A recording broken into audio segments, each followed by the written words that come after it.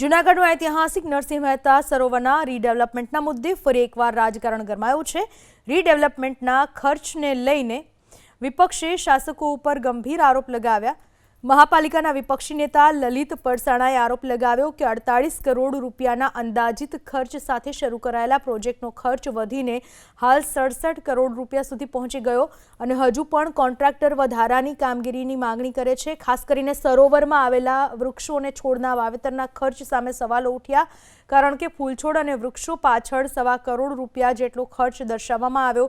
જ્યારે વાવેતર અને જાળવણી માટે લાખો રૂપિયાનું બિલ રજૂ કરાયું, ત્યારે આ ખર્ચમાં વિપક્ષી નેતાએ ભ્રષ્ટાચારની આશંકા વ્યક્ત કરી તો સરોવરના વિકાસ દરમિયાન બહારથી લાવવામાં આવેલી માટી અને હાલમાં ચાલી રહેલી ખોદકામની કામગીરી અંગે પણ સવાલો ઉઠાવ્યા।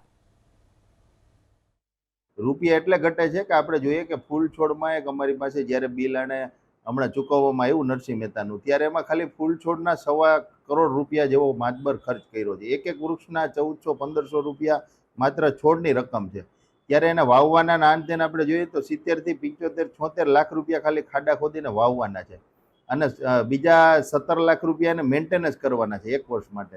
તો આપણે જોઈએ કે કાલે જ હજી પર્યાવરણ દિવસ હતો, એક બાજુ ભાજપવાળા જે શાસકો છે અને એના કાર્યકર્તાઓ છે વૃક્ષ વાવવાના નાટકો કરે છે અને એક બાજુ નરસિંહ મહેતા સરોવરમાં કરોડો રૂપિયાના બિલ કોન્ટ્રાક્ટરને ચૂકવી રહ્યા છે। તો આ કેવડો મોટો ભ્રષ્ટાચાર છે।